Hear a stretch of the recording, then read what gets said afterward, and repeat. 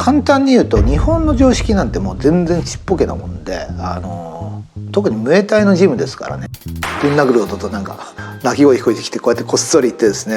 漫画みたいにこうドアの隙間からこう覗いたら、そのさっきの負けた子が会長に靴でぶったたかれてですね、タイ語わかんないんですけど「なんだお前ここまで育ててやったのによ」って、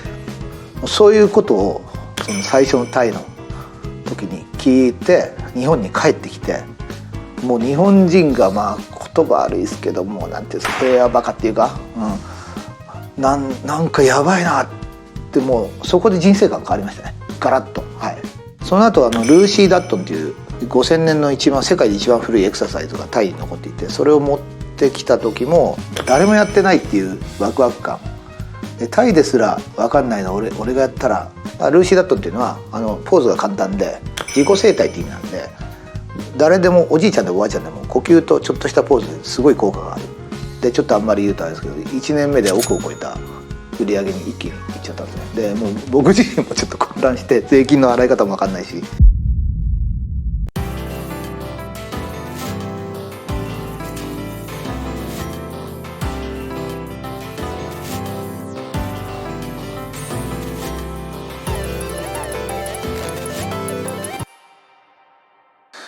まあほとんどアジア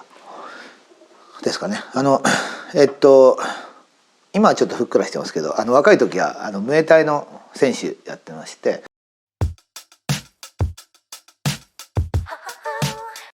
で初の海外旅行っていうのがそのムエタイの海外修行でした。はい、大学の時にですね、タイランドの初めての、まあね、そのノースウェストに乗って安い便に乗って、で、朝起きね、次の日バンコクに着いたら朝からランニングで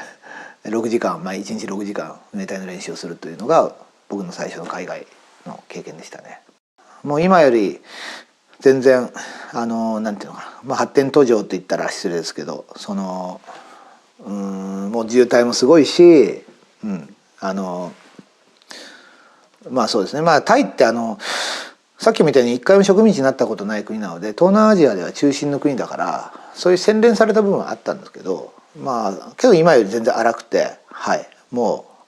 う行って3日ぐらいでホームシックでしたね。もう帰りたくなりました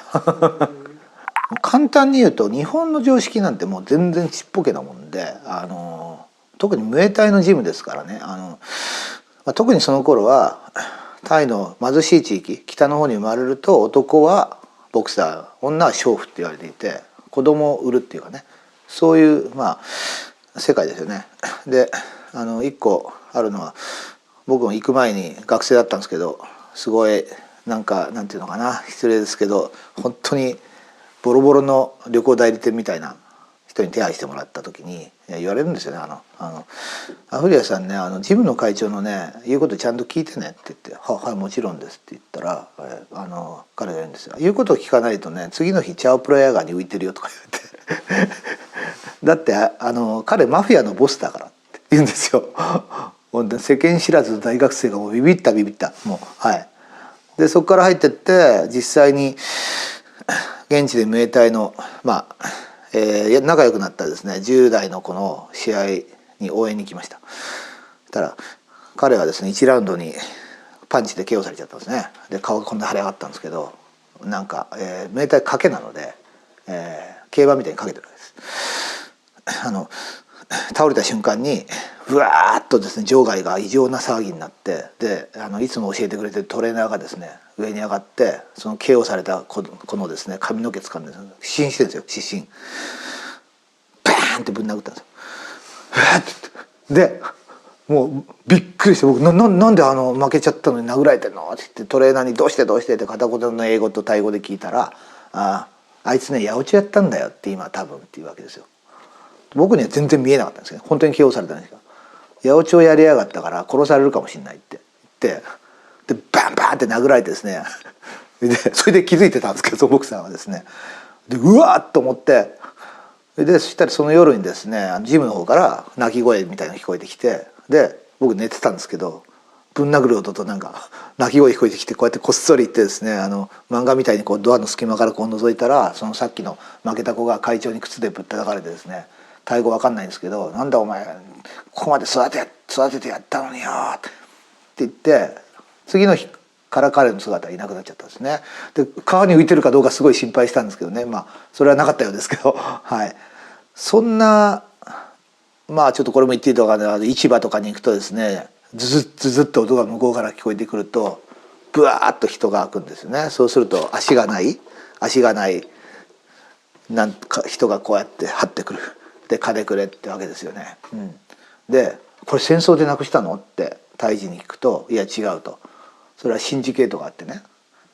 山奥から子供さらってきて切っちゃうんだよって、子供の頃。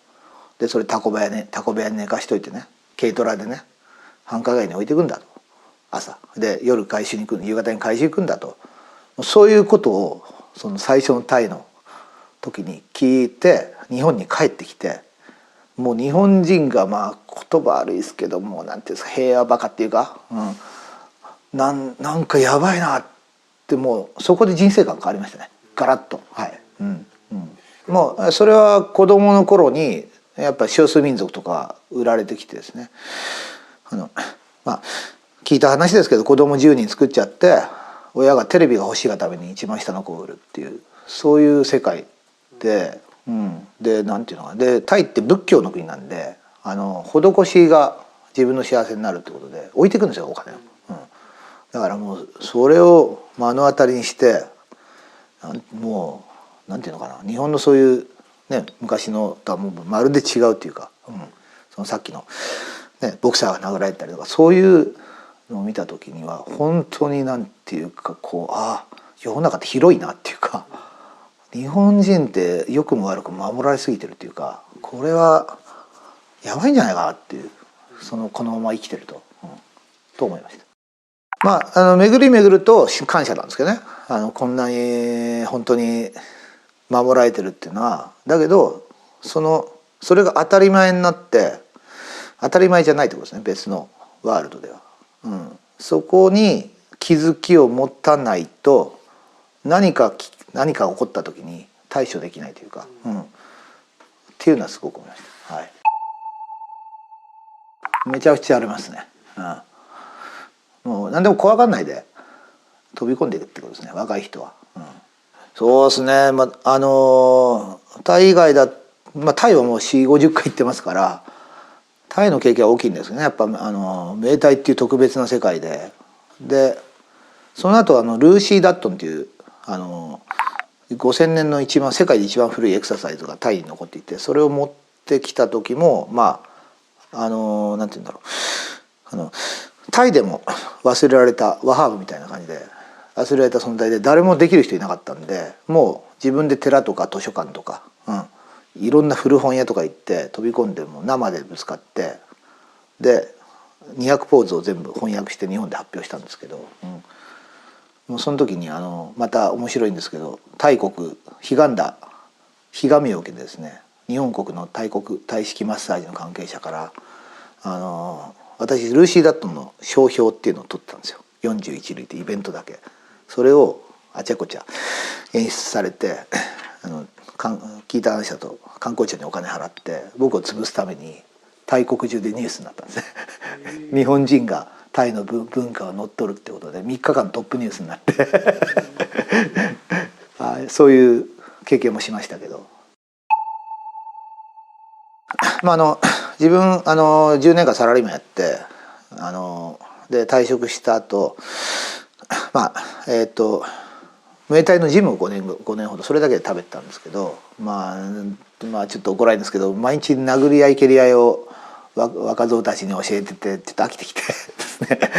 もうちょっと知性的なことやりたいなって中で、タイで伝統医療とかその頃走りだったタイ式マッサージの勉強したりする中で、ワットポーというお寺に、ワットポーっていうのはバンコクで一番位が高いお寺に、そのルーシー・ダットンっていうその文化遺産が、ヨガの本当に原点、ヨガのポーズの元なんですけど、でそれをちょっと寺でようやく復活を始めて、毎朝やっているっていうですね、そこに出会ってですね、あれこれ今日本でヨガブームだからちょっと持ってったらなんか面白いことなんじゃないかなって、まあ言っちゃうとなんだけど軽い気持ちでですね、少しそこから始まったんですね。ところが始めたらタイでできる人がほとんどいない。で最後はですね、タイの保健省といって日本の厚労省にあたるところを卒業した先生のところ行って習ったんですけど、もう本当にああいうたやってとこでもう私しかできる人いないんじゃないのってその女性が言うぐらい壊滅状態のものを、でもうこれもう足突っ込んだから本気でやろうって言って、もうそれこそ、ポーズを再現するために何百万ってお金かけてタイの古文書を全部翻訳したり、で日本に持ってきたらなんか知らないですけど大ブレイクしちゃってですね、はい、そこから人生が変わりました。まあルーシー・ダットの時ちょっともう二度とやりたくないぐらい事業家としてもまだ卵だったんで、単なる事務の会長だったんでね、その全国レベルでというか東京にオフィス作ったんですけど、もう本当に右も左も分かんない、でフィットネスクラブとかエクササイズ業界からすごい引き合いがあって、でエクササイズ業界なんて僕全く知らなかったんですけど、もう本当知らないことだらけで、もうオフィスに泊まり込んで、やってましたね。はい、コツはですね、まあこういうことやっててありがたいことにちょっとコツを教えてくれっていうのが結構習いに来る人がいるんで、一応その簡単なビジネススクールみたいなのを作ってニーズがあったらやってるんですが、そこで私がちょっと一つのですね目安として教えてるのがアンビバレントビジネスっていう、まあ、英語でやってるんですけど、アンビバレントっていうのは二律背反、逆のことっていう意味なんですよ。だから逆をつけっていう、とにかくまあ僕単なる事務の会社だったんでお金がない、それから経験もないで、その時医学博士じゃないから知識もない人脈もない、じゃあなしなしの状態でどうやって勝てるのっていうところは、つまり人がやらないことやれなんだけど、それだけじゃダメで、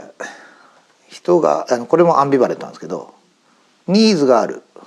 必要性があるけど人がやってないことっていうこの2つの条件を見つけるかプロデュースするかで、これはアンビバレントビジネスの一番の大事な、ニーズがあるけど市場がない、あるいはすごい少ない、というのを必ずやりなさいっていう、でそこを、プロデュースしたら、ルーシー・ダットンの場合はヨガの走りの時でヨガのいわゆる弱点ですよね。ヨガの弱点って何っていう、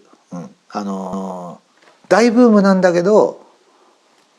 じゃあ何だろうっていう時で、ヨガはとても大変じゃないですか。難しくてポーズを取るのが非常に難しい。だからマドンナやらスティングやらその時やったんですけど、みんながやりたい、女性がやりたいって言ってるけど私体硬いしなとか、ちょっとね、あとは宗教っぽいとかですね、それがヨガのいわゆるポイントなんですよと、弱点ポイントだから、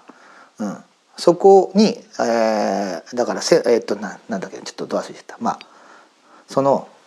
ヨガ大ブームなんだけど、そのヨガの弱点をカバーする見せ方をルーシー・ダットンがすれば絶対来ると。ルーシー・ダットンっていうのはポーズが簡単で自己整体って意味なんで、誰でもおじいちゃんでもおばあちゃんでも呼吸とちょっとしたポーズですごい効果がある。それをうまい言葉で出していったら、これ本当に自分の手作りのホームページだったのにもう全国から3ヶ月で取材が来て、でちょっとあんまり言うとあれですけど1年目で億を超えた売り上げに一気にいっちゃったんですね。でもう僕自身もちょっと混乱して、税金の払い方も分かんないし、そのぐらい一気に大ブレイクしちゃったんですよね。はい、まあ多分そこから先のやり方とか投資するとか、でちょっとその辺が私もルーシーだとそこまでやらなかったんで、けど一応あれですよ、エクササイズ業界では今知らない人はいないぐらいのものにはなっていて、大手のフィットネスクラブが取り上げたりとか、ある意味僕の手は離れて、完全に文化としては残ってます。はい、そうですね。テレビチャンピオンという番組に声をかけてもらって、でルーシー・ダットンとムエタイと料理が得意なのでタイ料理っていうのでタイ式ダイエットっていうので出させてもらって、でちょっとチャンピオン、番組上のチャンピオンは他にいたんですけど、その人が反則したってはルール違反したってことが分かって、後からプロデューサーに「あなたがチャンピオンです」ということでなりましたね。痩せさせようですね。はい、いやもう楽しくなければ意味ないんで、結局ルーシーダットも面白いなと思ったから、追求したというか、誰もやってないっていうワクワク感で、タイですら分かんないの俺がやったらいいぞみたいなのとか、あとはもともと文化とか大好きなんで、だからまずはちょっと面白いとか楽しいとか、やっぱ楽しくないとやんない。商売の種はいっぱい転がってますよ。タイランドなんか特におすすめですけどね。私はもちろん専門外だからやんないですけど、街中歩いててやっぱこういう頭の回り方するんで、これ日本にないじゃんって、これ日本持ってきたら絶対ヒットするよねっていうのは落ちてますいっぱい。全然日本尊敬されてますからね。今はそうですね、ルーシーだと広めた直後はモンゴルとかネパールとかの伝統医療を日本で広めてくれっていうのを旅行会社からとかタイアップして企画してサーチしに行ったりするっていうのは何回かやらせてもらってて、まあもちろんルーシーダットみたいなパンパンパンっていくのはなかなかね、そんなたくさんはないんですけど、自分自身の勉強としてはとか、関係づくりとかですね、いまだにモンゴルはもう年に1回薬草ツアーとか文化ツアーしてますし、非常にありがたい経験をさせてもらってます。はい、はい。